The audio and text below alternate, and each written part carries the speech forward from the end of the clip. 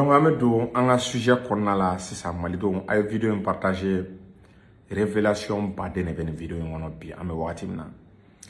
Malidou, on y a takale, c'est là où est sigi minke Malikama, Abuja, na sigi wolola ko jago ya ngan telia sansan,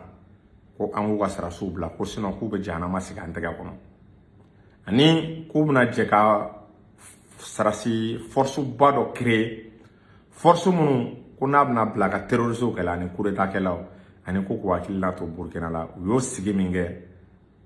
sigi amage dugu flaga mare yo sigi nga Mali de kama Mali déstabiliser yo sigi nga ka Mali déstabiliser mais maintenant a dalu waraka aba famu niveau chamana.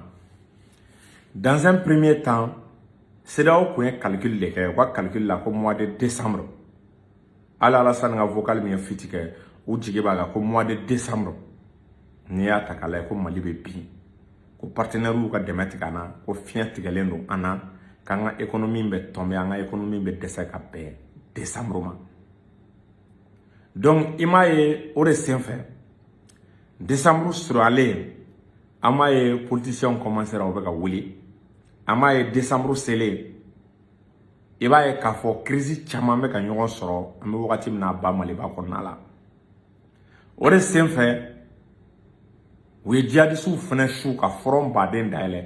Djihadistes kɛlen bɛ ka front baden de dayɛlɛ an bɛ wagati min kɔnɔna la. Dɔw bɛ ka na Niger, dɔw bɛ Menaka mara la. I b'a ye k'a fɔ Mali ni Burkina frontière la dɔw bɛ yen mais Dieu merci u tɛ ka se ka don. I b'a dɔn ko kow bɛɛ dabɔra a kama de. O de senfɛ unana donc à fort an bɛ wagati min na Choguel tɛ Assimi kɛrɛfɛ. Ni Choguel tɛ Assimi kɛrɛfɛ u ka calcul la n'u ye ni pression bɛɛ monter politiciens bɛ ka pression wuli tension sociale bɛ ka wuli djihadistes bɛ ka harceler partenaires ka dɛmɛ ten donc u ye Goodluck Jonathan ne ci kana Assimi da sumusumu i m'a ye Goodluck nana semaine min tɛmɛna Goodluck nana kana Assimi da sumusumu kana lajɛ an bɛ wagati min kɔnɔna la n'o k'a sɔrɔ Assimi dɛsɛlen tɛ n'o k'a sɔrɔ Assimi kamana gannen tɛ n'o k'a sɔrɔ ko in yɛrɛ tɔ nɛgɛ bɛ Assimi na donc ni Goodluck nana n'a y'a ye ko Assimi kamana gannen Assimi dɛsɛlen don automatiquement a bɛ girin k'a ka condition poser ni Assimi sɔnn'o ma CEDEAO bɛ commencer u bɛ gɛrɛntɛ wuli ka bɔ Mali kan o ti dɔwɛrɛ ye Goodluck ka nali la u nana demander de ko Choguel kana sigi kana premier ministre ya la est ce que a bɛ ka kuma in faamu Goodluck y'a demandé ko Choguel kana segin kana premier ministre ya la. O de senfɛ aw ma y'an ka politiciens bɔra u bɛ ka mankan ci kɛ u bɛ wo ci la u bɔra u bɛ photo taw la n'i y'a ta k'a lajɛ pour que ka se k'o décision influencer quoi u bɔra u bɛ photo taw la o ni premier ministre par intérim ye ɲɔgɔn u bɛ ka photo ta alors que u reçoit dɔrɔn parce que ministre de l'administration territoriale le ani parti politique ka kan ka baara kɛ ɲɔgɔn bolo u reçoit au cadre de la u taara photo ta. I b'a ye ni dɔw tɛ ɲini k'u gulo a ka gulokiba kɛrɛ la donc o photo talen c'est à dire u tun bɛ k'o bɛɛ kɛ pour que Goodluck ka o ye Goodluck Jonathan ka a dɔn k'a fɔ o k'a fɔ Assimi ye ko Choguel ka ko nɛgɛ tɛ mɔgɔw la pour que Assimi k'i bolo bɔ Choguel kan parce que CEDEAO sirannen ba de kun don Choguel ka retour la o de senfɛ Goodluck kɛlen k'o ci fɔ Assimi ye Assimi y'a yira Goodluck la ko ni na y'a nakun ye k'a ka taa k'a ka mago ma ɲa a ka ci ti ɲɛnabɔ parce que ko yanni diɲɛ wele cɛ ale t'i séparer Choguel la Choguel kun nana de a bɛ sɛgɛnnafiɲɛbɔ de la k'a to sɛgɛnnafiɲɛbɔ la ale y'a nɔrɔ bila ko donc ale ni Choguel y'a daminɛ u b'a laban e m'a ye Goodluck diminen taara a ma déclaration kɛ a m'i sara mɔgɔ la a tagara a dimina a taalen a diminen o de la u taara ka CEDEAO lamuruti sisan a taara fɔ CEDEAO ye k'u ye calcul fɛn fɛn kɛ k'u kun hakili la Assimi bɛna sira u ye gɛlɛya minnu ta k'a ɲɛsin a ma ko n'a sera n'a bɛ premier ministre bila o bɛ premier ministre dɔ sigi consensuel o bɛ CEDEAO sago kɛ o bɛ taa élection kɛ ka élection n'i y'a ta k'a lajɛ k'a namara ka di CEDEAO ma donc CEDEAO ka plan min échouera plan bɛɛ kun bɛnna décembre de ma CEDEAO énervera fo ka CEDEAO dimi ka chef d'état bɛɛ dimi est ce que i y'a faamu o de la u taara ka taa décision ta ka sommet extraordinaire dɔ kɛ Abuja o sommet senfɛ sisan u bɛ prétexte de ɲini k'u ka dimi bɔ Mali la ka Mali janfa donc o de la u nana ka na fɔ ko ka Ivoire saraso bla immédiatement sans délai. Parce que ou y'a ɲini ka Mali bi u ma se. Donc on a prétexte de ɲini pour faire une intervention militaire pour Mali déstabiliser. Mais au t'a dɔn n'a t'u kɔnɔ ala k'a jigin u kɔnɔ bi Mali ye dangala de ce région na Mali tɛ kama jigin bi jamana si an bɛ wagati min na ka sababu kɛ minɛn m'an bolo. Donc o de senfɛ u y'a demandé ko ka Ivoire mercenaire ninnu bila sans délai parce que bi an bɛ wagati min na mercenaire ninnu caman craquera a donna bi ko mercenaire ninnu caman bɔ Côte d'Ivoire mais u ye ɲɔgɔn sɔrɔ Côte d'Ivoire de est-ce que y'a faamu Alassane de ye minɛn d'u ma pour que u kana Mali déstabiliser donc mercenaire ninnu a demandera ko ka olu bila ko n'u ma bila an bɛ wagati min na ko CEDEAO ko k'a bɛ janama sigi an tɛgɛ kɔnɔna la an sigilen bɛ yan k'u layɛ est-ce que y'a faamu an sigilen bɛ yan kabiri u ye nin kuma fɔ hali n'anw bɛ delili kɛ ko ka soldat ninnu bila an tɛ sɔn tuguni soldat ninnu ka bila ni CEDEAO n'u ye cɛ de u kana diyagoya la k'u bɛ soldat ninnu k'u bɛ u libérer an b'an sigi an b'a layɛ ni min wolola la donc an bɛ aspect fɔlɔ la nin janfa tun bɛ k'o kɔrɔ aspect filanan CEDEAO sirannen don Burkina ni Mali bɛ ka rapprocher ɲɔgɔn na Burkina ni Mali bɛ ka tɛgɛ di ɲɔgɔn ma CEDEAO bɛ ka siran Burkina ni Mali bɛ k'o jɛ min kɛ u bɛ CEDEAO ka plan fausser a bolo parce que CEDEAO u ko k'u bɛ force internationale dɔ sigi o force internationale ko ka djihadistes kɛlɛ ko ka coup d'état kɛlaw kɛlɛ u tun bɛ fɛ k'u bɛ Burkina don la Burkina bɔra piège n'a janfa kalama n ko coup d'état kɛra Burkina taar'u lamɛn Ghana u ye initiative min kɛ Burkina nalen u ka jamana la u n'u ka jamanadenw ye ɲɔgɔn ye Burkina ye lettre ci CEDEAO ma k'a yira k'u ka force internationale nin k'olu sen t'a la k'u ɲɛ bɛ ko nin ye janfa de ye olu bɛ assumé ko u tɛna Mali labila diɲɛ jamana si ye donc Mali ni Burkina bɛ ka coopération daminɛ u bɛ ka opération kɛ Mali sababu la Russie bɛ ka minɛn de donni a bɛ ka lahawta minɛn de suri Burkina kan blindés bɛ ka d'u ma Sukhoi bɛ ka d'u ma radar de dernière génération a bɛ ka di armée burkinabé ma Dieu merci bi kabiri Ibrahim Traoré nana Burkina armée bɛ ka dévanner ka terroristes kan ka tɛ ka attaquer villebaw tɛ ka attaquer jibo yɔrɔ mun bɛ ka attaquer o attaque jɔra n'i y'a ta k'a lajɛ donc CEDEAO sirannen don ni Mali ni Burkina rapprochera o damandiw la u bɛ fɛ ka intervention extérieure min kɛ a b'u ka c'est-à-dire a bɛ u ka baara gɛlɛya u bolo parce que pour que ka intervention kɛ Mali la i b'a ye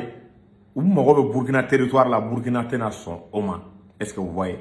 u tɛna sɔn o ma donc o jɛlen b'u kan parce que Niger ale ni Côte d'Ivoire i b'a ye k'a fɔ olu bɛ u ka mara kɔnɔ mais Burkina ma sɔn ka don u ka nin janfa in na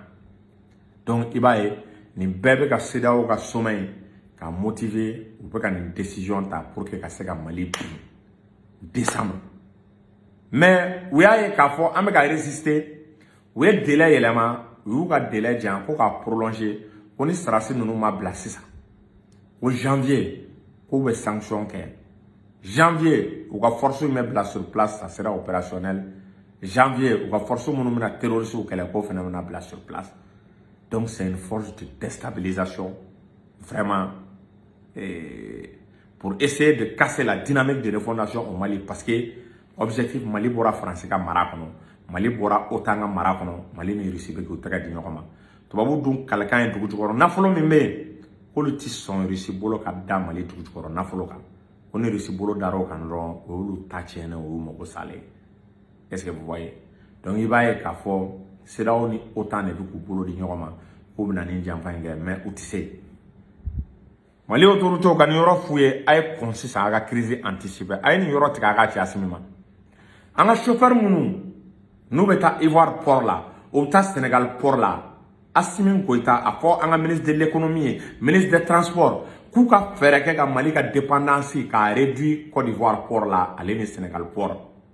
an k'a lajɛ an ka minɛn minnu bɛ don Sénégal fɛ minnu bɛ don Côte d'Ivoire an ka commencer an k'a réduit parce que janvier an ni ninnu bɛna kari ɲɔgɔn na janvier u ko k'u bɛna embargo bi an kan janvier an t'a dɔn min bɛna kɛ mais anw tɛ siran jamana ye an bɛ jamana bonya de u bɛna dɔn ko fɛn bɛ Mali bolo ko fɛn dogolenw don u ma deli ka ye ɲɛ la quoi CEDEAO tɛrɛ u ka na ni OTAN ye bilahi u tɛ se c'est à dire CEDEAO ka misɛn u ka taa OTAN ta ka na bilahi u tɛ se n'u kɛ Mali kan u bɛ malo Mali an ye dugudenni ye an ye bunteli ye an tɛ minɛ ka bila poche kɔnɔ dɛ